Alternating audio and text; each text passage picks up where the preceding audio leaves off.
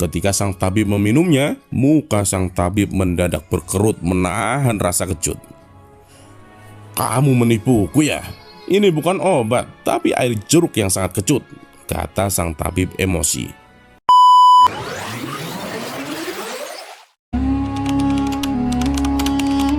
Suatu ketika di tempat Abu Nawas dihebohkan oleh tabib baru yang mengaku sakti. Ia sesumbar bisa mengobati penyakit apa saja. Walhasil hampir setiap hari rumahnya didatangi ratusan pasien. Padahal tabib tersebut hanyalah seorang penipu. Ia gunakan keahlian sulapnya untuk menipu warga.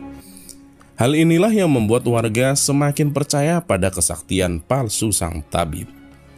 Ada juga pasien yang tak kunjung sembuh, namun karena rayuan manisnya, mereka selalu menuruti perkataan si tabib agar kembali berobat. Hingga pada suatu ketika, Abu Nawas jatuh sakit yang tak kunjung sembuh.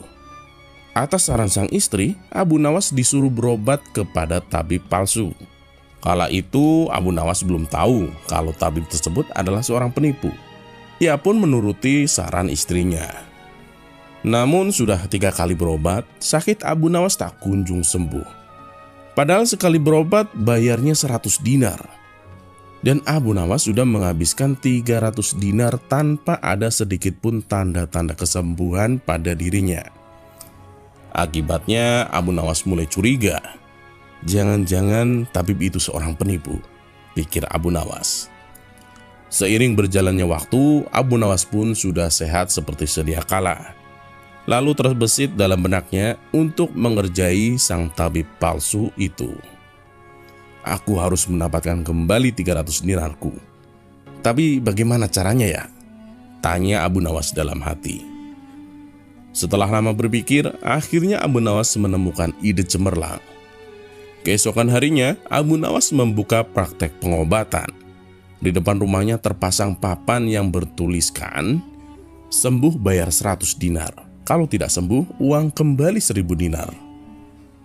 Para pasien yang rencananya akan berobat ke tabib palsu mendadak memilih berobat ke rumah Abu Nawas.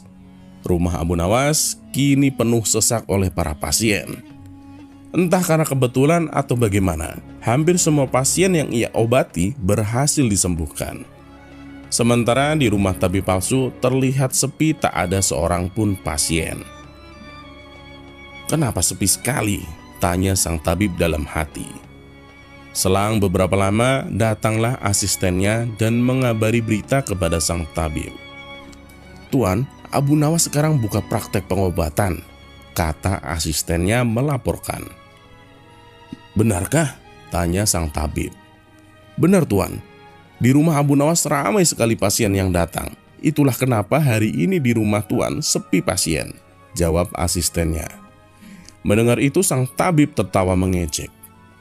"Memangnya Abu Nawas sakti, menyembuhkan dirinya saja tidak bisa?" balas sang tabib sambil terus tertawa. "Bukan masalah sakti atau tidaknya, Tuan. Tapi di depan rumah Abu Nawas terpajang papan yang bertuliskan, 'Sembuh bayar 100 dinar, kalau tidak sembuh uang kembali 1000 dinar,' ujar sang asisten menjelaskan. "Oh, pantesan hari ini aku sepi pasien. Tapi apa memang benar begitu?" tanya sang tabib penasaran. "Saya lihat sendiri, Tuan. Tapi anehnya pasien yang berobat ke Abu Nawas hampir semuanya sembuh dari penyakitnya," jawab sang asisten. Mendengar penuturan asistennya, muncul sifat asli sang tabib. Ia berencana untuk menipu Abu Nawas. "Beberapa hari ke depan, sementara kita tutup dulu. Biarlah Abu Nawas yang membuka praktek pengobatan," ucap sang tabib kepada asistennya. "Memangnya kenapa, Tuan?" tanya asistennya penasaran. "Aku punya rencana untuk menipu Abu Nawas. Aku pasti akan mendapatkan 1000 dinar," jawab sang tabib. "Tapi bagaimana caranya?" tanya sang asisten bertambah penasaran.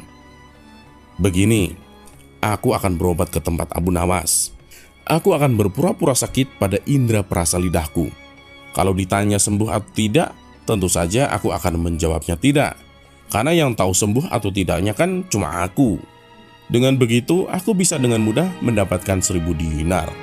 kata sang tabib menjelaskan. Singkat cerita, datanglah sang tabib ke rumah Abu Nawas. Abu Nawas, aku ingin berobat kepadamu, kata sang tabib. Bukankah kamu seorang tabib? Kenapa malah berobat kemari? Tanya Abu Nawas. Iya benar, tapi di tempatku tidak ada obatnya. Makanya aku datang ke sini, jawab sang tabib.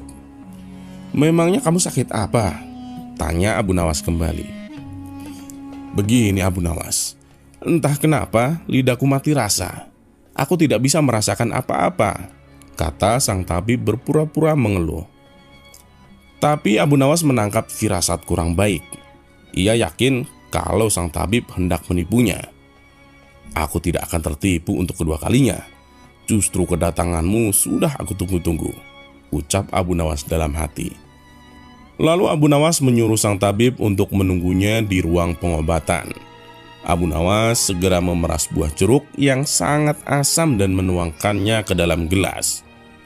Lalu gelas tersebut diberikannya kepada sang tabib. Ini obatnya sudah jadi, minumlah, ucap Abu Nawas. Ketika sang tabib meminumnya, muka sang tabib mendadak berkerut menahan rasa kecut. Kamu menipuku ya?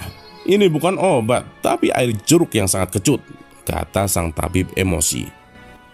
Alhamdulillah, berarti penyakitmu sembuh. Lidahmu sudah tidak lagi mati rasa. Sekarang bayar ongkos berobatnya, pinta Abu Nawas. Waduh, aku keceplosan. Gagal sudah rencanaku, pikir sang tabib. Ia pun terpaksa memberikan uang 100 dinar kepada Abu Nawas. Tapi si tabib tidak putus asa. Ia terus berusaha agar bisa mendapatkan 1000 dinar. Hari berikutnya ia kembali mendatangi Abu Nawas. Abu Nawas, aku mau berobat lagi, kata sang tabib. Oh, silakan. Apa lidahmu masih mati rasa? Tanya Abu Nawas meledek. Bukan, kali ini penyakitnya berbeda, jawab sang tabib. Luar biasa, ternyata kamu punya banyak stok penyakit ya.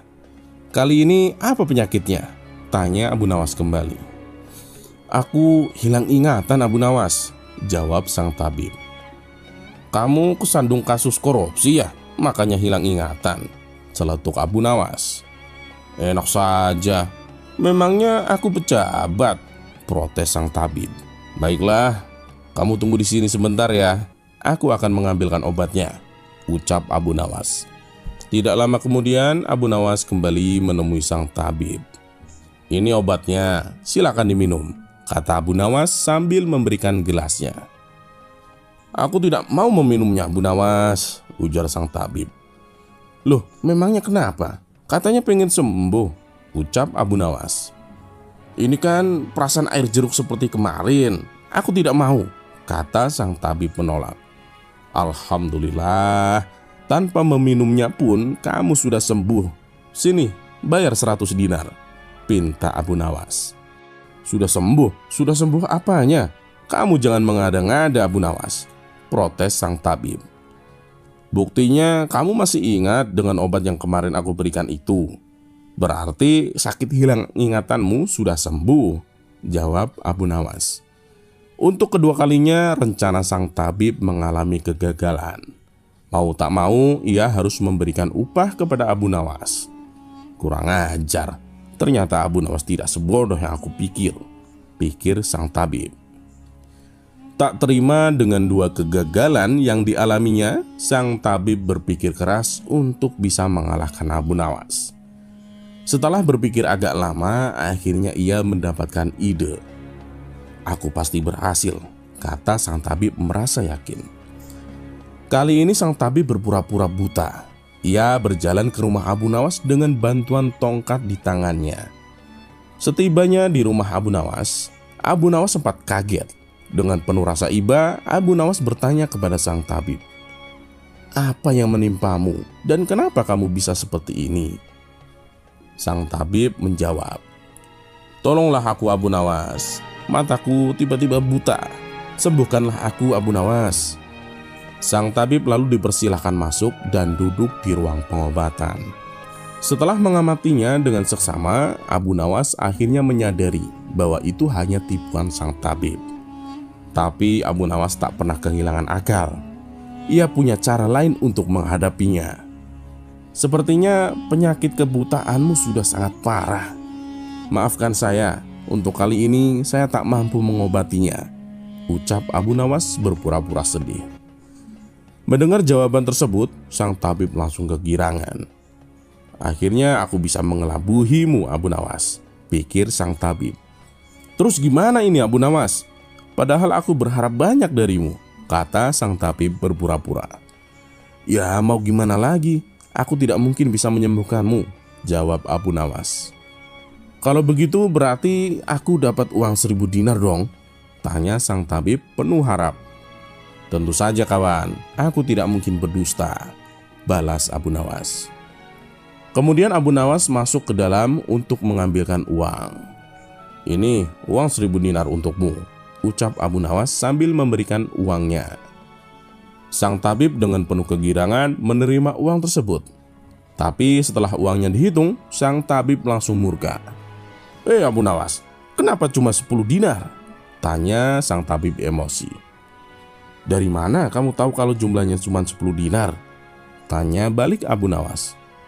Koinnya memang ada 10, tapi pecahan 1 dinar, bukan 100 dinar. Memangnya aku buta apa? Balas sang tabib tambah emosi. Alhamdulillah, sekarang Anda sudah sembuh, kata Abu Nawas sambil merebut kembali uangnya. Maksudmu apa, Abu Nawas? Dan kenapa uangnya diambil kembali? Tanya sang tabib kebingungan. Loh, Anda kan sudah sembuh.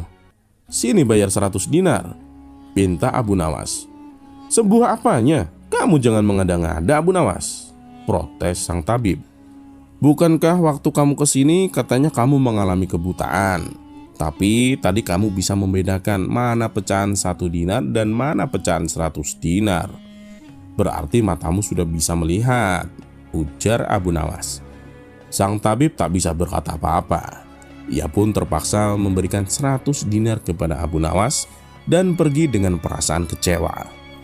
Aku kapok berurusan dengan Abu Nawas, ucap sang tabib palsu.